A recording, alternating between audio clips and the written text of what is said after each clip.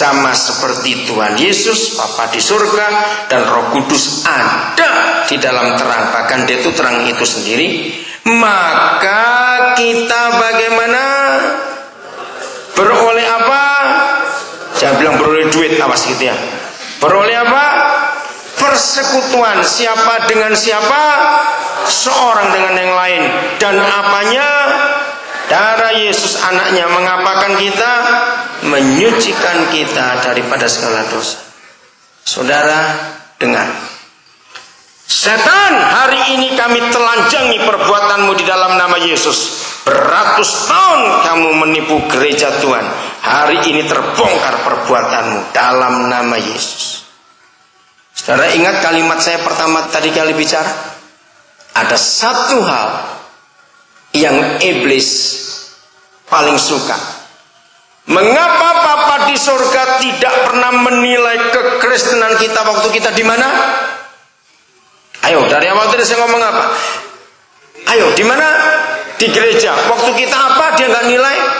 Aktif pelayanan, berdoa, baca Alkitab, dengar khotbah, ke gereja pun Bapa di surga tidak menilai itu. Satu ini yang Dia nilai, yaitu persekutuan kita seorang dengan yang lain. Catat ini baik-baik.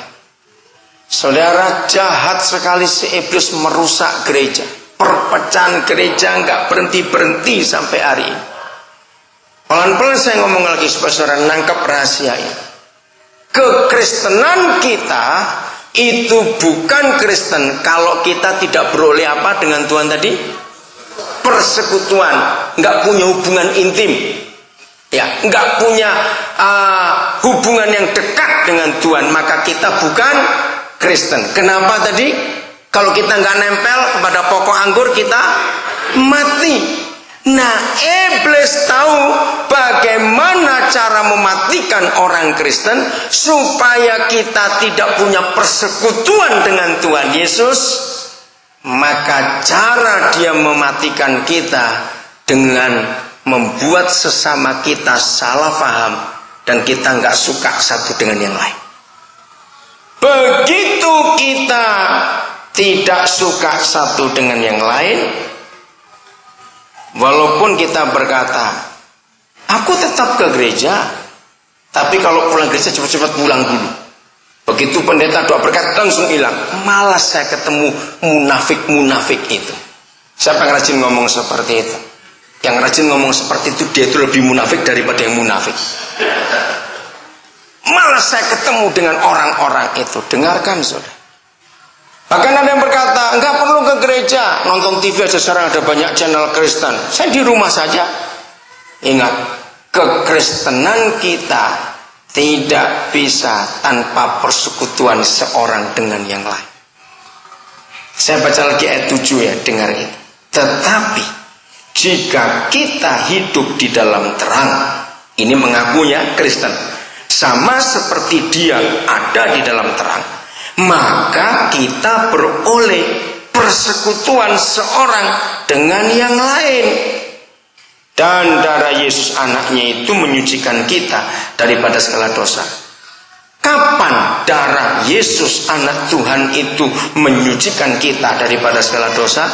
Jawabannya kapan? Kalau ditanya kapan?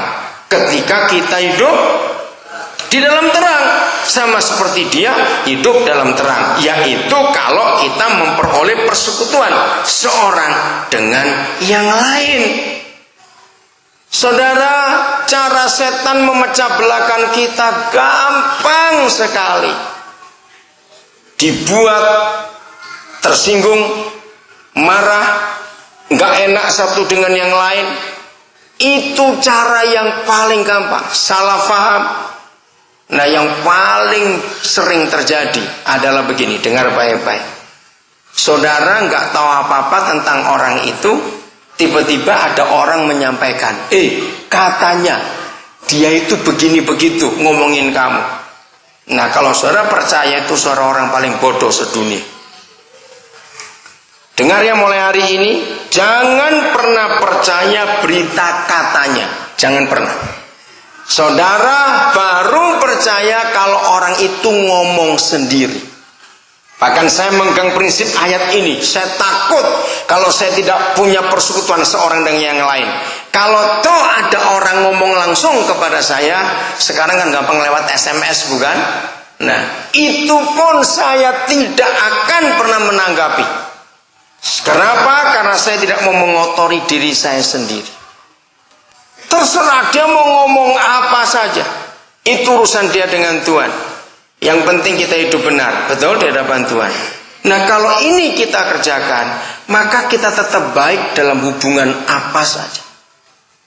Enggak ada perasaan apa-apa. Salah satu kali, ini salah seorang beritahu, ya, istri saya sampai kaget, tapi saya ajari dia untuk tidak percaya itu. Nah, ada hamba Tuhan, bayangkan ini hamba Tuhan, yang memberitahukan bahwa istri saya selingkuh dengan sopir saya. Wah, itu keren beritanya. Nah, yang dengar ini kebetulan tahu, ngomong, jangankan punya sopir, punya mobil aja nggak punya Pak Daniel itu. Bagaimana bisa punya sopir? Nah, saya nggak dengar langsung, tapi istri saya dengar. Lalu istri saya beritahu saya, waktu itu saya nggak dari tempat. Dia bilang, kamu kenal orang ini nggak? Kenal saya tidak, tapi tahu. Saya tanya, kenapa? Dia memberitakan hal yang sangat lucu. Saya tanya, apa lucunya? Tahu nggak dia ngomong apa? Ngomong apa? Dia bilang, saya, dari istri saya ngomong, saya itu selingkuh dengan sopirmu. Sopir yang mana? Saya tanya. Sopir siapa? Saya tanya begitu. Ya sopirmu. Lu itu siapa? Kan saya nggak ngerti. Karena saya tahu saya nggak punya sopir. Ini sambil guyon. Hah? Terus saya bilang, kamu percaya enggak? Ya enggak. Cuma ini perlu diluruskan. Saya bilang, ngapain dibereskan? Enggak ada untungnya beresan hal seperti itu. Saya pun punya telepon orang itu. Dengarkan ini konsep saya. Saudara, saya berusaha menjaga hati saya untuk betul-betul saya itu beres di hadapan Tuhan. Enggak mau. Kira-kira 3 atau 4 bulan kemudian, saudara, nggak tahu bagaimana ada orang yang ngomong lagi. Nah, tapi saya tetap nggak mau nanggapi. Nah, rupanya orang itu tahu kalau saya dan istri saya sudah tahu kasus itu. Dan orangnya tanya, jadi Pak Daniel sudah dengar? Sudah. Terus nggak bereskan? Tidak. Untuk apa saya bereskan, buang-buang waktu? Toh semua orang tahu saya itu nggak punya mobil, apalagi sopir. Saya bilang begitu. Jadi padahal nggak apa-apa. Tidak. Benar itu. Ya ampun, terus usul apa saya ini? Kalau toh orang itu ketemu saya akan tetap baik. Saya nggak punya curiga, saya nggak punya jengkel. Saudara, dengarkan konsep ini. Saya nggak punya waktu untuk membahas, tapi saudara baca surat-surat Paulus. Berapa kali Paulus berkata, hati nurani yang murni. Betul, hati nurani yang murni. Jaga hati kita. Satu hari, salah seorang anak saya yang seorang artis penyanyi, dia lagi diundang nyanyi di satu gereja. Saudara, begitu dia turun dari mimbar, dia pasti duduk di depan karena dia artis diundang ke situ. Nah, duduk sebelah dia itu seorang pengacara. Ya, seorang pengacara perempuan. Terus karena dia saksi bahwa dia anak kami, maka pengacara ini tanya kepada dia, oh, jadi saudara anaknya Pak Daniel? Iya. Apa betul dia itu lagi ngurus surat cerai sekarang? Saudara, selesai kebaktian, anak saya itu telepon saya. Dia bilang, Pak, dengar nggak kabar seperti ini? Dengar. Saya bilang begitu. Terus Bapak ngapain? Ya ngapain diurus. Terus kamu jawab apa tadi itu? Ya saya pertama mau marah. Dia bilang, orang ini kurang ajar betul. Terus saya tanya, kamu marah nggak? Enggak, puji Tuhan kamu nggak marah. Terus kamu ngapain? Nah, karena saya sudah ngajar anak-anak saya untuk hidup dalam fakta. Anak saya bilang gini, Bu, ini nomor teleponnya Pak Daniel. Ibu telepon aja sendiri. Wah, bilang jawabanmu luar biasa. Saudara, jaga hati kita. Nah, saya kenal pengacara itu.